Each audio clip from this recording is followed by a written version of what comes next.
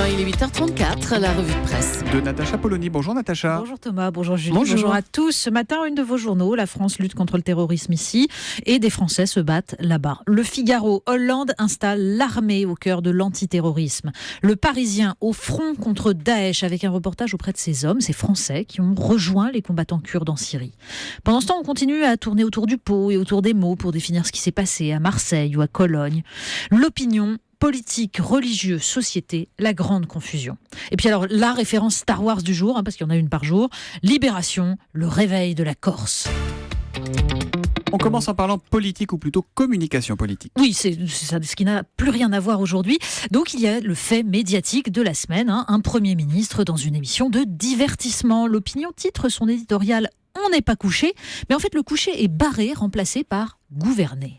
Rémi Godeau revient sur la supposée concurrence entre un Manuel Valls surnommé Robocom et un Emmanuel Macron qui en passe de lui ravir le statut tellement envié de l'iconoclaste qui bouscule la gauche. Il rappelle que depuis septembre, le Premier ministre a enchaîné pas moins de 7 JT de 20 heures, 10 émissions de radio. Au risque de se banaliser, dit Rémi Godeau, de jouer et rejouer des paroles sans des actes. En matière de com, cette semaine, il faut dire que le Premier ministre est quand même coiffé au poteau. Non seulement Jean-François Copé se couchera sur le divan de Marc-Olivier Fogiel, non seulement il est en une de Valeurs Actuelles, alors la photo fait un petit peu peur, ne la montrez pas aux enfants, mais il est même dans l'IB. Un papier, certes un peu ironique, sur l'ex-patron de l'UMP se présentant comme un Lazare métamorphosé, revenu des profondeurs de la terre où l'avait précipité la meute haineuse de ses calomniateurs. Ce n'est pas le même homme que vous avez devant vous, prévient-il, avant de démontrer exactement le contraire, nous dit l'article. Entre référence à René Girard pour la théorie du bouc émissaire et Zorro pour la défense des nobles causes, Copé revient. Déjà ? On parle de Christiane Taubira également. Oui, alors personnage plus intéressant, Christiane Taubira, qui est en une de Marianne. Le magazine persiste et signe sur la révélation d'un logement à loyer modéré généreusement accordé à la ministre. Mais il en profite pour dresser un portrait de celle qui fascine une partie du peuple de gauche. On y découvre sa propension à écrire sa propre légende, notamment quand elle affirme que son mari, indépendantiste guyanais, aurait fait 1 an et demi de prison alors que lui-même le nie. On y redécouvre celle qui, élue députée radicale en 1993, a voté sans état d'âme l'investiture d'Édouard Balladur et le budget pour le moins libéral qu'il proposait pour la France. Et puis son soutien indéfectible à Bernard Tapie, sa candidature en 2002 dont Lionel Jospin affirme aujourd'hui que c'est bien elle qui l'a privé de second tour, puis son flirt avec Nicolas Sarkozy. Bref, ce sont finalement les prurites d'une extrême droite raciste qui en ont fait une icône de gauche. Des prédictions à présent. Oui, ça c'est aussi dans Marianne qu'on trouve une tribune du généticien Arnold Munich, auteur d'un livre qui met en garde contre les fantasmes de la médecine prédictive qui tendrait à nous faire croire que notre avenir serait inscrit dans nos gènes.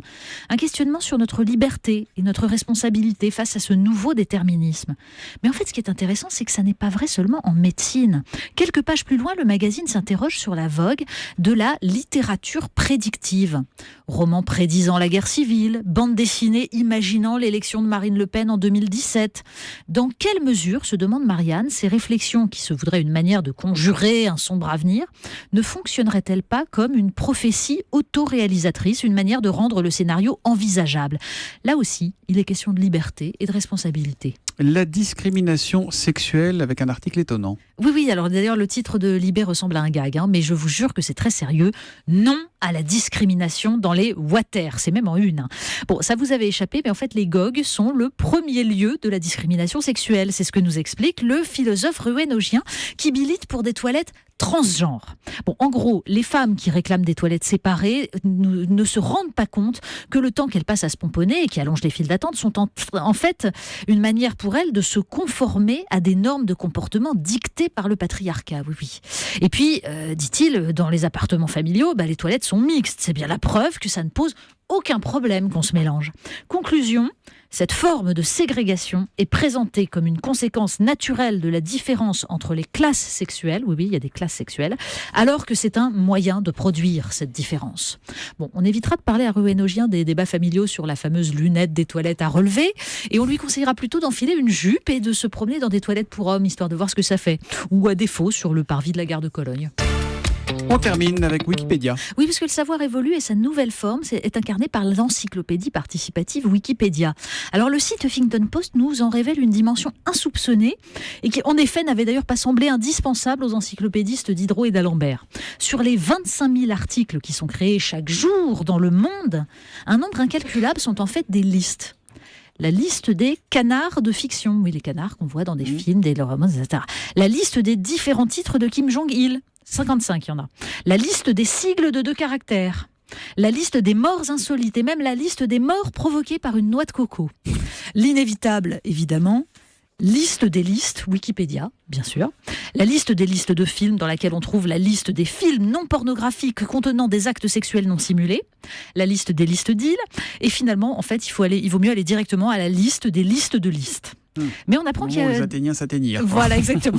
On apprend aussi d'ailleurs que dans les articles les plus farfelus, dont beaucoup sont consacrés à des débats de société absolument cruciaux, on en trouve un sur l'orientation du papier toilette. Attention, c'est un débat.